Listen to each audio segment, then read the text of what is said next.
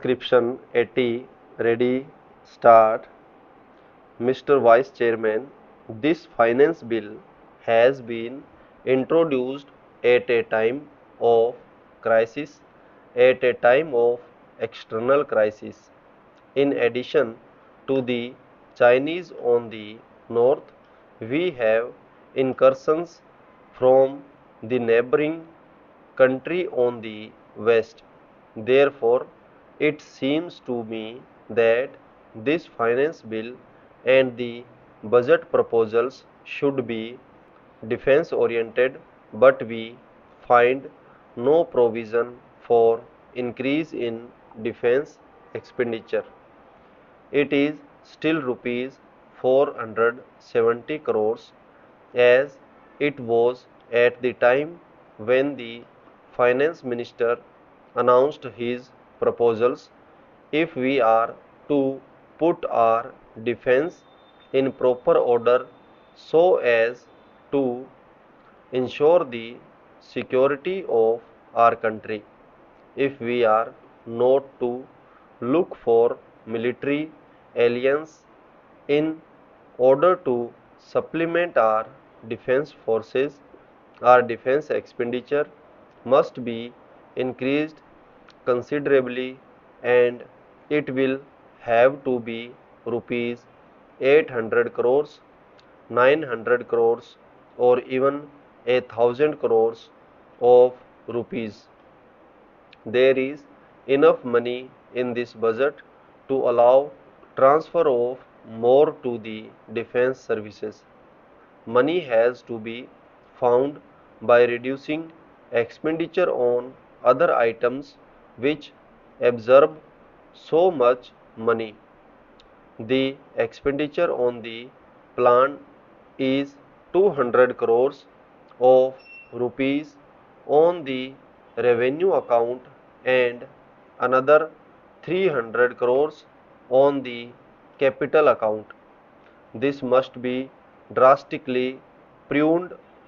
The plan expenditure must be reduced to indispensable expenditure, expenditure which may be required for the development of the country like agricultural improvements and all facilities, and adds that agriculture requires like village roads, minor irrigation, reclamation of land, anti-erosion projects, literacy, without which our agriculturists cannot increase their productivity, technical education, which will also improve the productivity of not only the agriculturists but also those engaged in the industrial sector.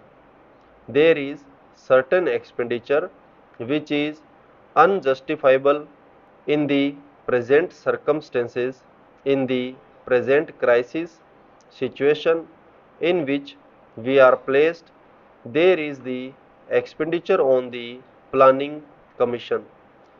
Cannot we really have a less expensive planning commission than the one which we have and which costs about 1 crore of rupees a year?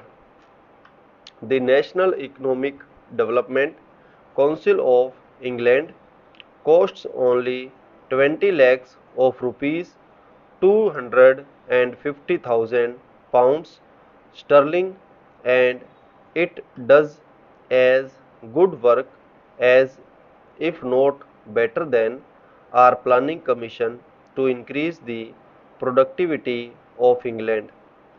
There is also that absolutely unjustifiable item of family planning.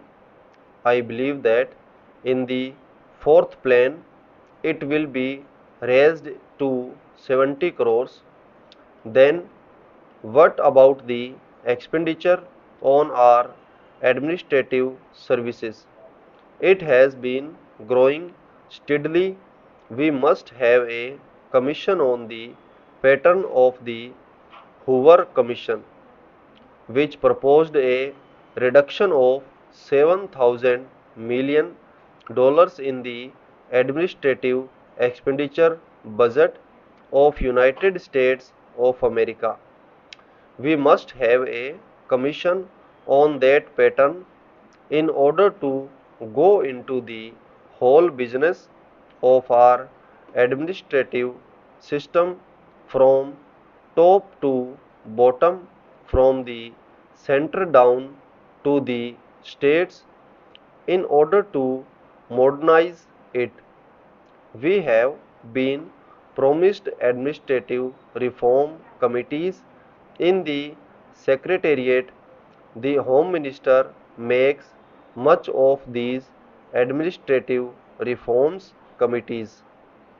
First of all, their objective is only to reduce the delay in the Secretariat, not to reduce the expenditure, and moreover, appointment of administrative reforms committees from among the Secretariat officers is like asking the patients in a hospital to prescribe for one another.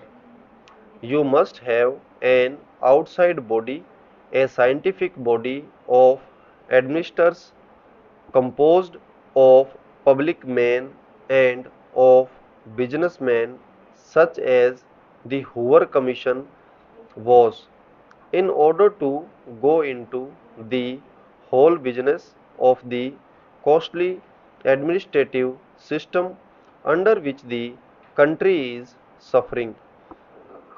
Then, in regard to our defense organization, also, are we getting the best out of the money that we are spending, even out of the rupees 740 crores that we can afford?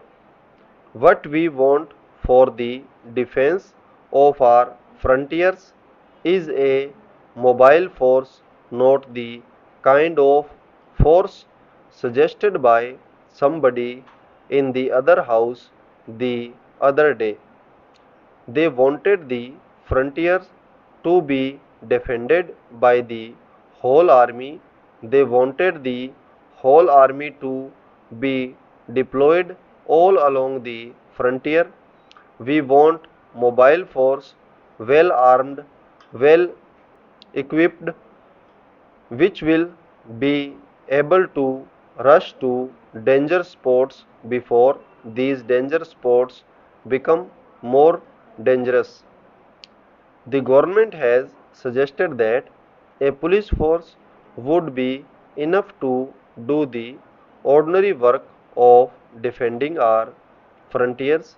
I hope it will be an armed police, something like the armed reserve police used in Madras now generally for suppressing the student rights.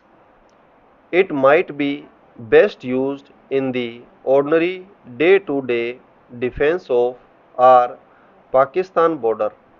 Has the army got all the modern equipment that is required? Have we got enough machine guns, automatic rifles, mortars, and grenades, and how many per unit? Have we enough small and medium tanks? Have we enough anti aircraft guns? And have we enough helicopters, which are in evidence in the recent defense action against the Pakistan incursions? Have we got the new craft which does not rise above a few yards, but which would be very useful in desert areas? Stop.